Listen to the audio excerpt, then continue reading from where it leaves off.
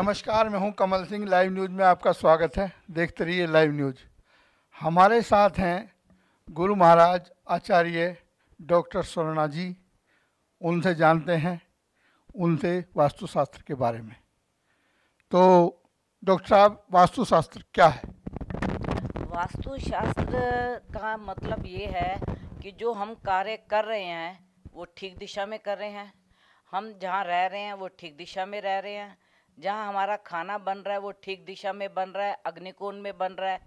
तो ये सब चीज़ें, जो सोने की शैया है वो हम साउथ ईस्ट में सो रहे हैं या ईस्ट और नॉर्थ में सो रहे हैं, तो ये दिशाएं भी जो है वास्तुशास्त्र जो है ये आजकल इसका बहुत मतलब नाम चल रहा है वास्तुशास्त्र से, क्योंकि वास्तुशास्त्र से आदमी को सुख, समृद्धि, कार्य में मतलब जो उसका व्यापार में उसके उन्नति, ये सब जो है वास्तुशास्त्र से होता है।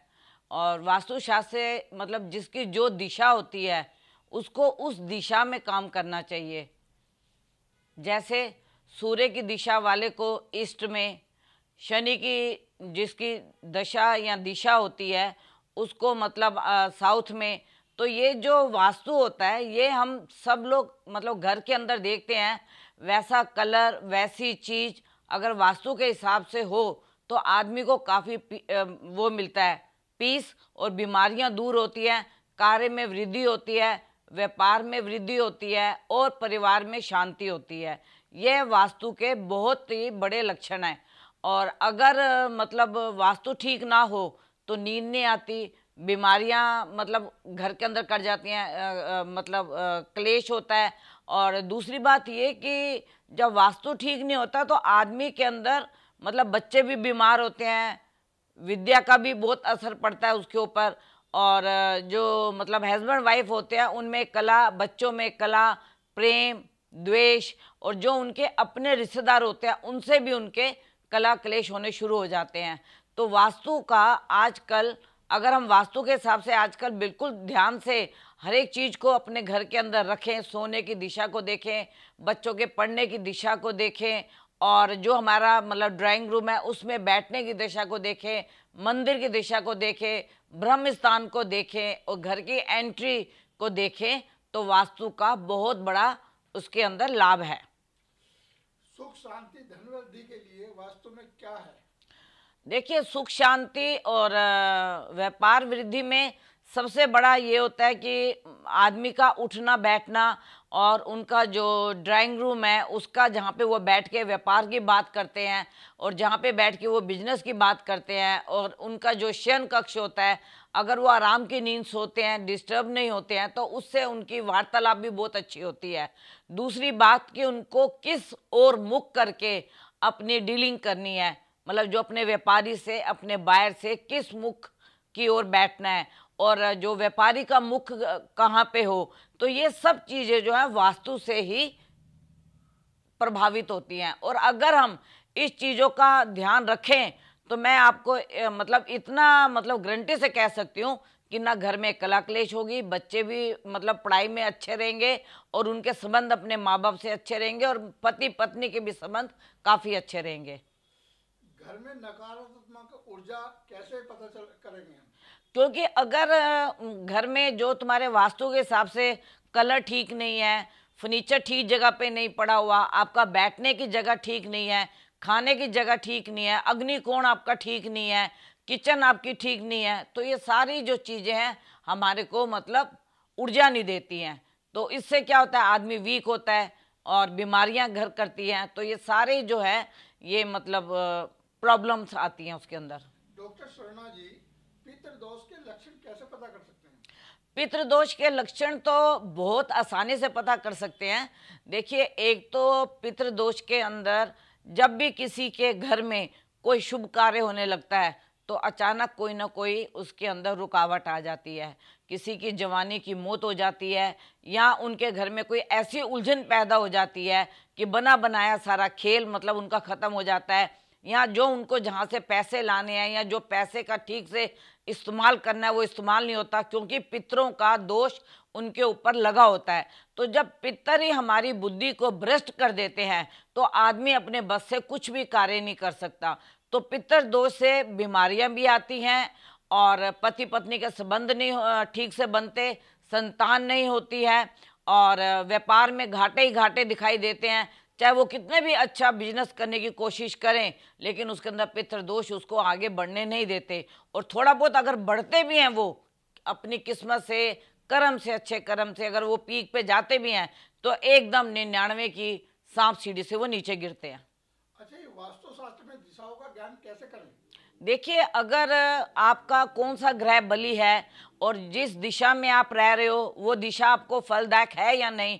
मान लीजिए किसी का प्रॉपर्टी में या जो उसने घर लेना है उसके अंदर उसका मालिक शनि है, तो शनि जो है साउथ दिशा को ही बिलोंग करता है कि उसके अंदर साउथ दिशा होनी बड़ी जरूरी है।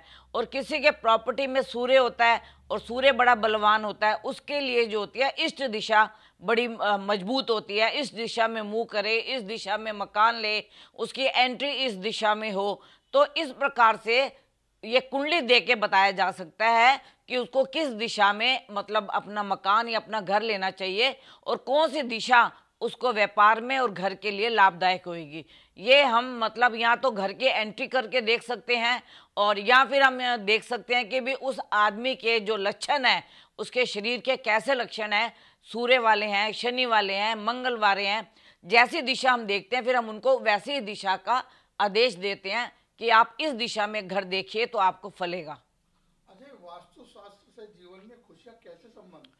अगर आप वास्तु के हिसाब से देखिए, अग्निकोण में अगर आपका खाना है, किचन है और वहाँ पे खाना ठीक जगह से बन रहा है तो वो एनर्जी देगा हमारे शरीर को। और अगर अग्निकोण में पानी का टैंक होगा तो वो पानी तो है ना ही हमारे को वो पानी ठीक रहेगा और ना ही उस घर में जो पीने वाले पानी या जो भी पानी से कार्य वो करेंगे, नहाना धोना कपड़े धोना, वो सारे उससे मतलब दूषित होते हैं और उससे फिर उनकी दिमागी परेशानी बढ़ती है। और दिमागी परेशानी बढ़ने से घर में मतलब जितना भी धन होता है पानी की तरह उनका बहता जाता है। उनका पानी मतलब जैसे कि कहीं से पानी की लीकेज हो जाए तो पानी टैंकी में रुकता नहीं है, उसी प्रकार से उनका धन भी नहीं रुकता और सारा पैसा जो है बीमारियों में या ऊट पटांग कोर्ट कचहरियों में इन चीज़ों में लगता है। पारिवारिक शांति के लिए क्या उपाय करें? देखिए, पारिवारिक शांति के लिए सबसे पहले तो घर की जो है एंट्रेंस सबसे पहले देखनी चाहिए। फिर जो आपकी कुंडली में कलर आ रहा है उस कलर को देखना चाहिए, किस कलर को मतलब जो कलर आपको सूट करे। और घर की एंट्री जब आपने देख ली और फिर उसका अग्निकोण देखिए जहाँ पे आपका किचन का काम हो रहा है, तो वो जो खाना है वो अगर आपका अग्निकोण से बन रहा है और ठीक दिशा में आपकी किचन है तो वो खाने वाला भी संतुष्ट रहेगा और कला क्लेश भी नहीं होगी।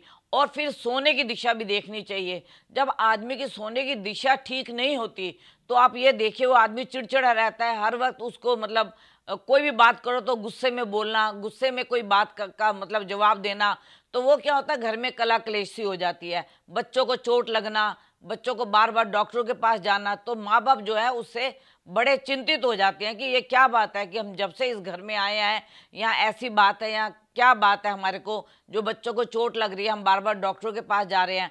तो शांति के लिए ब्रह्म स्थान का होना भी बहुत जरूरी होता है कि जो हमारा ब्रह्म स्थान है वो घर में ठीक जगह पे होना चाहिए। अच्छा डॉक्टर साहब, आजकल अनेकों साधु संतों महात्माओं के खिलाफ यौन उत्पीड़न के आरोप लग रहे हैं, कईयों को सजा भी मिल रही है। ऐसे में आप ज्योतिषी ज्ञान वास्तुशास्त्र को चला पाएंगे? देखिए, इससे वास्तु नहीं, इससे तो मनोवृत्ति होती है। जब इंसान की मनोवृत्ति खराब है और ऊपर से उसने भगवा कपड़े पहन लिए और अंदर से उसकी मनोवृत्ति अच्छी नहीं है तो इससे तो शोषण होगा। और इसमें मैं माँ बाप का भी बहुत बड़ा हाथ देती हूँ कि माँ बाप को इतनी छूट भी नहीं दे देनी चाहिए कि बच्चे सत्संग में जा रहे हैं, किस मतलब संत के पास जा रहे हैं, क्या शिक्षा ले रहे हैं, इसका बहुत बड़ा जो है माँ बाप का भी हाथ होता है। अभी देखिए राम रहीम में देखिए आपने कितना बड़ा देखा है। और अभी मैं आपको एक बताता हूँ, ब्रह्मा कुमारियों के नाम से किसी आदमी ने जो अपना मतलब आश्रम चलाया हुआ था, और ब्रह्मा कुमारियों के आश्रम को मैं बचपन से जानती हूँ और वो बड़े पवित्र और पाक साफ लोग होते हैं। किसी ने वहाँ से 1 हफ्ते का ज्ञान लिया, उसको ज्ञान अच्छा लगा, उसने अपना आश्रम खोल दिया और उस आश्रम में लड़कियां आने लग गई और उसकी मनोवृत्ति गई बिगड़ और वो लड़कियों का शोषण करने लग गया। तो आज सीबीआई, रॉ सब उसके पीछे पड़े हुए हैं, लेकिन वो आदमी मिल नहीं रहा और इस प्रकार से वो ब्रह्मा कुमारी के आश्रम को और उनको बदनाम करने की कोशिश कर रहा है। लेकिन आप ये देखिए, अगर आप ब्रह्मा कुमारी के किसी भी आश्रम में जाइए, वहाँ पे कन्याएं बहुत सात्विक खाना खाती हैं, सात्विक मतलब भाषण देती हैं और वो इतनी मतलब उनकी मनोवृत्ति इतनी अच्छी होती है कि वहाँ जाके मतलब इंसान का घर आने का दिल नहीं करता और इतने प्रिय, इतने मीठे वचन बोलती हैं कि आप अगर एक बार ब्रह्मा कुमारी में योग सेंटर में जाके 1 हफ्ते का कोर्स करें तो आपका वास्तुशास्त्र सब बिगड़ा हुआ ठीक हो जाएगा। अच्छा, आखिरी क्वेश्चन है मेरा आपसे, व्यापार में वृद्धि के लिए क्या उपाय करें? व्यापार में वृद्धि के लिए सबसे पहले तो आपकी अपनी कुंडली में देखिए आपका भाग्येश और कर्म स्थान क्या है, और दूसरा आपका ज्ञान, पंचम बुद्धि का मालिक कौन है, और इसके बुद्धि आपकी अपने व्यापार में ठीक चल रही है कि नहीं, और भाग्य का मालिक आपको साथ दे रहा है या नहीं। और अगर आपके भाग्य में या कर्म स्थान में आपको काम करता है, मतलब आपका मतलब जो कर्म स्थान बता रहा है कि आपको शांति मतलब चांदी का काम करना है या आपको कोई कपड़े का काम करना है और आप उसको क्रॉकरी का काम कर रहे हो या आप किसी दूसरे तरीके का काम कर रहे हो, तो वो व्यापार में आपको नुकसान ही देगा।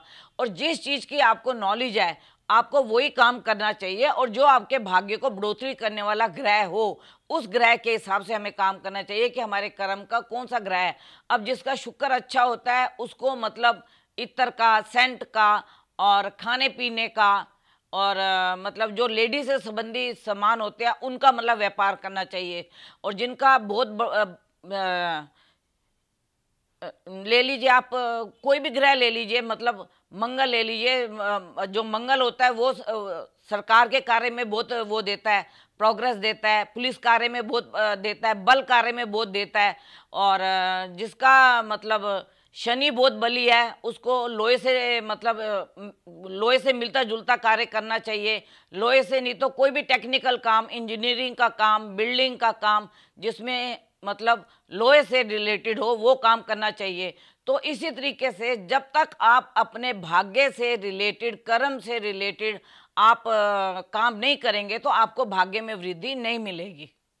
अच्छा, आप यानी अपने भक्तों से कोई संदेश देना चाहेंगे जो आपसे जुड़ा हुआ है?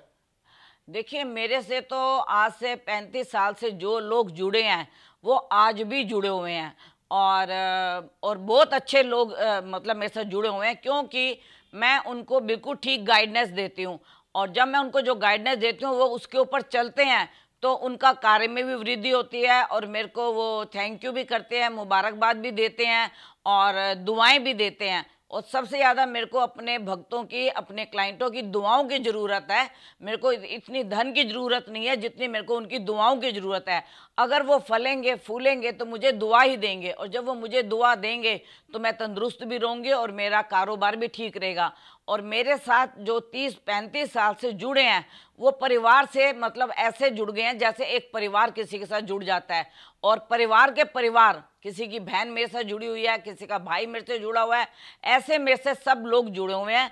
और मैं ये चाहती हूँ कि कोई भी ज्योतिषी का काम करे तो ऐसा काम करे कि लोग उनसे परमानेंट जुड़े रहें, ना कि आज हमारे पास आए तो कल दूसरे के पास जाएं। और मुझे ऐसी पूरी उम्मीद है कि मेरा कोई भी क्लाइंट, मेरा कोई भी जो मतलब भगत है, कोई भी कहीं इधर उधर नहीं जाता, सीधा मेरे पास ही आता है। और अगर मेरे पास नहीं भी आ सकता तो फ़ोन से ही मेरे से पूछ लेता। उनको पता है कि मैडम जी मेरे को हमारे को फ़ोन से ही बता देंगी। तो मतलब मुझे भी बहुत अच्छा लगता है कि वो मुझे फ़ोन करते हैं, मैं उनको बताती हूँ, फिर उनका काम बन जाता है तो वो मुझे बहुत ही मतलब थैंक यू करते हैं, दुआ करते हैं। तो मैं ऐसे ही चाहती हूँ कि हर ज्योतिषी को चाहिए कि वो लालच से दूर होके अपने भक्तों की भलाई का कार्य करे, उनके मतलब आगे बढ़ने का कार्य करे, जिससे वो लोग हमें दुआ दें।